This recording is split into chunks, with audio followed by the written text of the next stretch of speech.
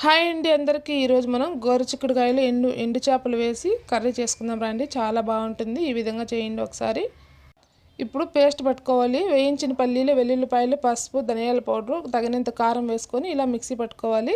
Powder లాగా mixie పట్టుకున్న తర్వాత మనం ముందుగా నానబెట్టుకున్న చింతపండును కూడా వేసుకొని, చింతపండు కొంచెం ఎక్కువ వేయాలి. ఎండు చేపలు వేస్తున్నాం కాబట్టి చింతపండు కొంచెం ఎక్కువగానే పడుతుంది.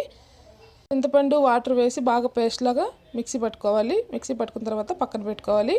ఇప్పుడు స్టవ్ వెలిగించుకొని పెనం పెట్టుకొని ఆయిల్ వేసుకొని ఉల్లిపాయలు, కరివేపాకు వేసి ఇలా కొద్దిసేపు వేయించుకోవాలి. ఇలా వేగిపోయిన తర్వాత మనం ముందుగా క్లీన్ చేసి పెట్టుకున్నాం కదా గోరుచిక్కుడుకాయలు కూడా వేసి ఇలా కలుపుతూ రావాలి. గోరుచిక్కుడుకాయలు బాగా మగ్గాలి. సాల్ట్ కూడా వేసి ఇలా మగ్గించుకుందాం.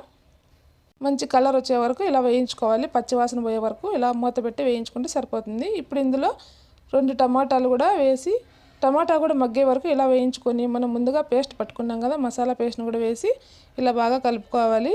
ప్లీజ్ వీడియో చూసి లైక్ చేసి సబ్స్క్రైబ్ చేసుకోండి. ఇప్పుడు మాడిపోతుంది కదా మసాలా, కొద్దిగా వాటర్ వేసి ఉడికించుకోవాలి.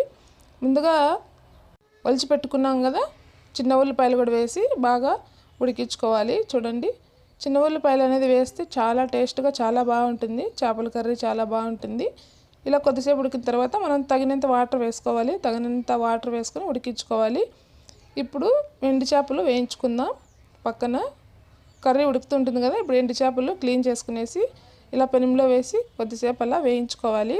కలర్ చేంజ్ అయ్యే వరకు వేయించుకున్న తర్వాత ఇప్పుడు ఒక గిన్నెలోకి తీసుకొని వాటర్ వేసి 2-3 సార్లు బాగా క్లీన్ చేసుకోవాలి. ఎండు చేపల్ని క్లీన్ చేసుకున్న తర్వాత చూడండి కూర దగ్గర పడుతూ వస్తుంది కదా, ఇలా కొంచెం చిక్కపడిన తర్వాత ఈ చేపలు కూడా వేసి కొద్దిసేపు అలా ఉడికించుకుంటే సరిపోతుంది. టేస్ట్ చాలా బాగుంటుంది. ఈ విధంగా ఒకసారి ట్రై చేయండి.